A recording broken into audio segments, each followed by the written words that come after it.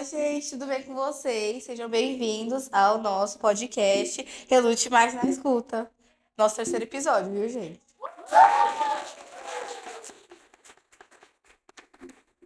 Oi, gente! Hoje a gente está aqui com a Alice e o nosso querido professor Evair, o professor de teatro aqui do projeto. Hoje a gente está aqui com ele que a gente vai fazer algumas perguntas sobre a vida dele pessoal, como que é o trabalho aqui dele do projeto, o que ele acha aqui do instituto. E eu queria começar te fazendo uma pergunta. Você está aqui no projeto desde quando? Eu comecei no projeto, primeiramente, bom dia a todos. Prazer estar aqui participando. Eu comecei no projeto esse ano. Eu entrei no comecinho do ano para assumir as aulas de teatro, né? E estou muito feliz. Tem sido uma experiência muito renovadora e muito construtiva para mim. Muito legal. Então, o que mais te chamou a atenção aqui quando você entrou no projeto, quando você começou a conhecer aqui? O que me chamou a atenção é que esse projeto ele presta um serviço para o nosso bairro que por muito tempo ele não foi prestado. A gente era muito carente de uma estrutura como essa aqui, né? Como eu sou morador do Sol Nascente desde criança, moro aqui há cerca de 28 anos. Vim para cá bem novinho e durante algum tempo a gente ficou sem nenhuma estrutura, sem nenhuma eh, oficina ou alguma coisa construtiva para os jovens, né? Então, a gente teve algumas coisas lá. Eu moro na 12ª, é, de axé, capoeira, algumas aulas. Tinha o Infocentro também, a gente usava para fazer pesquisa escolar. Tudo funcionava na época das lan houses. A gente tinha um Infocentro que era como uma lan house grátis, assim. E aí a gente podia utilizar. Mas depois que a internet ganhou um grande boom, assim, uma força exponencial, e aí as lan houses acabaram sendo dispensáveis, porque agora todo mundo consegue mexer na internet no celular, no tablet, muito mais fácil. Então, acabou que daí cessaram todas as opções dos jovens, né? Então a gente não tinha muito apoio à cultura, é, uma coisa que pudesse fazer no contraturno escolar, que nem vocês fazem aqui, eu acho que faltou. Eu senti muita falta. E hoje eu fiquei muito feliz de conhecer esse projeto e agora fazer parte dele. Eu acho que o que mais chamou a atenção é como vocês aqui são estimulados o tempo inteiro a desenvolver as suas qualidades, tanto na comunicação quanto esportivamente.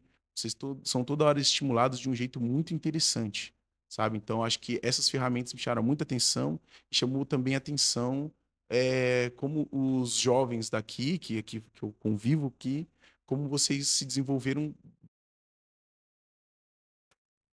Obrigada. Agora, uma pergunta sobre você. Você começou no teatro há quanto tempo? Você tem essa trajetória no teatro, no mundo da arte, assim, há quanto tempo, mais ou menos? Ó, faz tempo. O primeiro contato que eu tive com teatro foi com a minha tia, me levou numa aula experimental do teatro, né, junto com a minha prima. Foi o primeiro estímulo que eu tive junto ao teatro.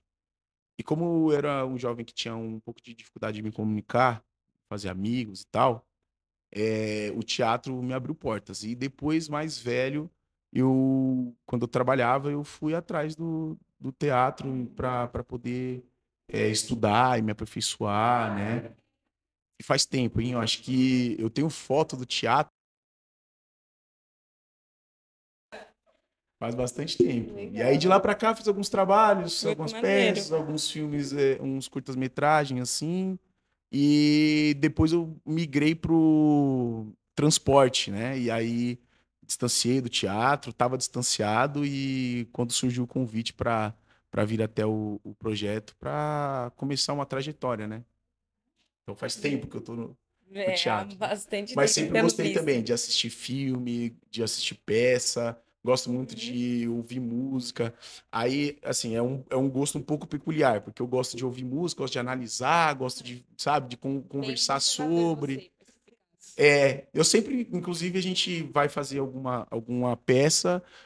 vocês que participam do processo sabem que a gente lê a peça, o personagem, estuda a vida dele, a história, pra gente se apropriar daquilo que tá acontecendo. Eu gosto muito disso. É uma coisa que eu gosto desde de pequeno. Uhum. E agora eu quero saber, Isabela, quais foram os principais desafios que você passou, assim, para chegar na trajetória que você tá com o teatro, o trabalho, enfim, essas coisas tudo. Pô, assim, o teatro no Brasil, ele é muito carente. A cultura em si é muito carente. Você tem 1% dos artistas que têm uma visibilidade muito grande e podem viver daquilo, né? E mudar realmente a vida dos seus familiares e a própria vida. Mas você tem uma grande parcela dos artistas que vivem do teatro, da música, mas é uma trajetória árdua, sabe? Tem que ser realmente apaixonado para poder fazer aquilo dar certo. Tem que estar sempre se aprimorando. O artista, principalmente, ele tem que estar sempre estudando. Não tem uma margem limite. Você usa o seu corpo como tela. Então, você tem que se expressar bem corporalmente. Você tem que trabalhar a sua voz. Você tem que saber das referências. Você tem que estudar mais técnicas de atuação. Então, assim, sempre ir se aprimorando para poder fazer dar certo. E mesmo assim, às vezes, você sente dificuldade em sobreviver disso, fazer disso a sua profissão primária, né? Por isso que a gente tem muito preconceito com o artista de hoje. O pessoal fala assim: ah, você é o quê? Aí eu sou ator. Tá, mas e aí, trabalho? Ou quando você fala assim: ah, eu sou ator, o pessoal olha pra sua cara assim e fica. Aí fala: não, gente, eu não sou famoso, não. Eu sou... Fala, chora aí. Eu falei: gente, mas eu não tenho. Você é engenheiro, constrói um prédio para mim. Bem É tipo isso assim. aí. Né? Então, essa é a grande dificuldade da trajetória. Mas aqui eu sou mais educador, um orientador do que um ator, né? Então, a maior dificuldade é passar para vocês os conhecimentos. Então, a todo momento eu tento estudar, eu tento ler, eu tento revisitar as coisas que eu aprendi no meu curso e para poder passar para vocês, assim, né? E fora isso, ainda tem assim, não daria certo se vocês não me aceitassem aqui. Então, se a minha trajetória hoje ela está dando certo, tá correndo um caminho que ele precisa de aperfeiçoamento, né? Eu preciso melhorar muitas coisas, aprender muitas coisas, mas até aqui eu fico satisfeito com o meu começo. Eu me cobro, mas dentro da minha realidade, daquilo que eu posso entregar. E para eu chegar aqui, eu precisaria de vocês do meu lado. Se vocês me aceitaram, é meio caminho andado para acontecer. Muito legal. Você tem alguma peça, algum curta-metragem, algum filme que você fez que, tipo assim, é o seu favorito de todos que você já fez? Assim, um top Sei, linha. sei. Ó, eu gosto sempre das coisas que me desafiam, tá?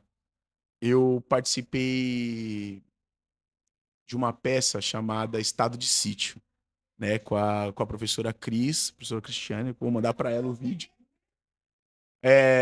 Esse foi o mais desafiador. Eu fiz o papel do Diogo, que é um mocinho, sabe? O cara que é o herói e tal.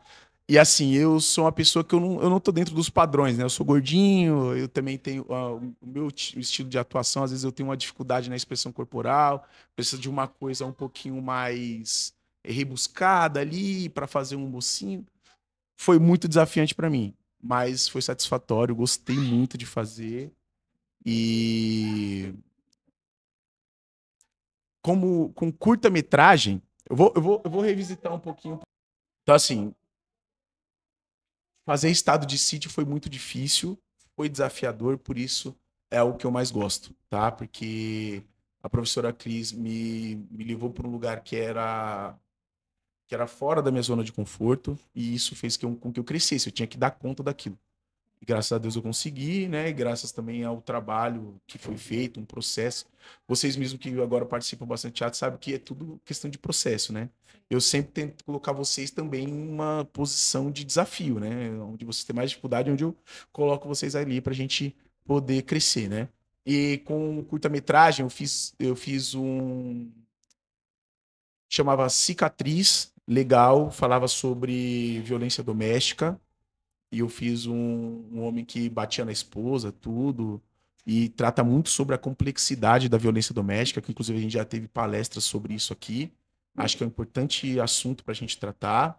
E um outro que eu fiz também que me marcou muito na época da pandemia Um pouquinho depois da pandemia, né? Já tinha liberado as coisas, a gente gravou um novo líder. Ele é pautado em cima da música da Alice Brandão, né? O Zé do Caroço.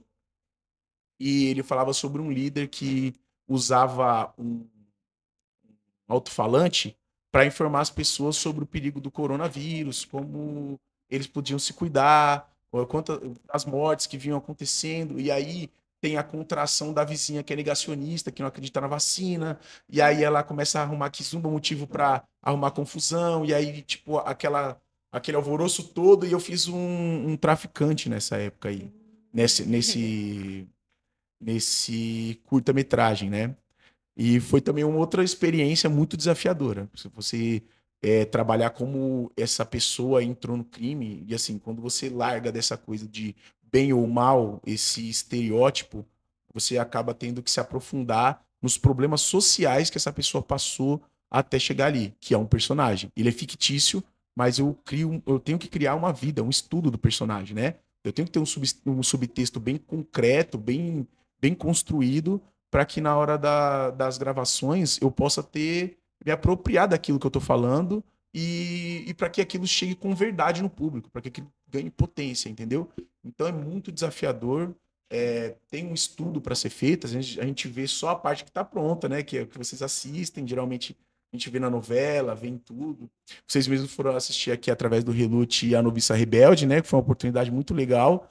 E assim, uma peça de renome, que provavelmente não teria acesso para pessoas de baixa renda. O Instituto conseguiu prover isso para vocês, tirar a oportunidade de assistir uma peça que, assim, maravilhosa, com atores que trabalharam muito para aquilo dar certo. A gente vê o resultado, mas por trás daquilo tem muito estudo e tem um trabalho muito árduo.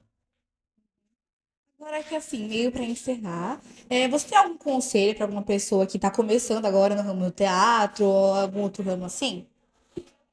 Olha, eu acredito que todos nós temos uma trajetória para seguir e na idade de vocês, principalmente, é a hora que a gente começa a trilhar o nosso caminho em busca de do que seja um sucesso profissional ou pessoal de vocês. E quando eu falo sucesso profissional ou pessoal, eu não estou falando de ganhar muito dinheiro, de ficar milionário, não. É de vocês poderem ter capacidade de trilhar o caminho de vocês, uma coisa que faça vocês felizes, que vocês possam ter condições de cuidar da saúde mental e corporal de vocês, de poder encontrar felicidade dentro da sua vida, junto com as pessoas que você tem ao seu lado. Então, o conselho que eu daria é, independente se for no teatro, se for em qualquer outra coisa, qualquer coisa que você se disponha a fazer, dê, dê 110% daquilo que você pode fazer. Não adianta você ter talento, não adianta você ter predisposição para aquilo. Se você colocar numa batalha 100 vezes o talento, ele vai perder por esforço. Se tiver uma pessoa muito esforçada, que buscou aquilo, que se dedicou, ela vai ganhar do talento, se, óbvio, o mesmo não ter o complemento do esforço, do trabalho. Então, o trabalho, o esforço, a gana de vencer é o principal para você se dar bem em qualquer profissão. Qualquer profissão.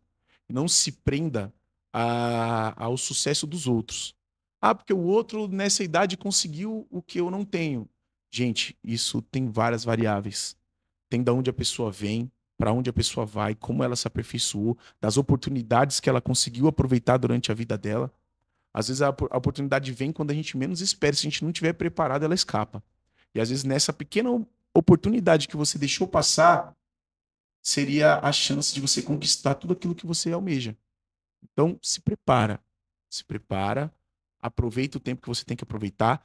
Também não é para virar um bitolado dessa coisa de trabalho enquanto eles dormem. Não, tem tempo para tudo. Tem tempo para trabalhar, tem tempo para descansar, tem tempo para o lazer. Tudo isso o nosso cérebro aproveita para poder organizar os nossos pensamentos e tudo e funcionar de uma maneira saudável. A gente não é máquina. Então, Pega firme nos estudos, se preparem. E outra, escolham com cuidado tudo aquilo que vocês vão fazer, tá? Porque escolha também é uma coisa que faz muita diferença na vida de vocês entre ser uma pessoa de bem, uma pessoa com ótimas escolhas, e ser uma pessoa que possa ter sido prejudicada por uma escolha mal feita, uma atitude mal pensada. É por isso que aqui, todas as palestras que vocês têm aqui, todos os preparos que vocês têm, tem palestra de todo tipo de coisa, para vocês aprenderem, se aperfeiçoar. Então, quem fizer o proveito de tudo isso vai conseguir alcançar aquilo que almeja. Então, esse é o conselho que eu dou. Se prepara, aproveita a sua vida, aproveita o seu processo. Não queira pular tudo para chegar no topo da montanha. Aproveita a escalada, aproveita os tombos para repensar suas atitudes e aproveita também os momentos que você tem para poder aproveitar tudo aquilo, né? A chance que acontece na sua vida, para você não se arrepender de nada depois. Muito obrigada. Que agradeço. Muito obrigada por ter participado aqui, tá bom? Gente, aí, infelizmente acabou o terceiro episódio, mas a gente vai ter mais episódios por aí, tá bom? Tchau, gente!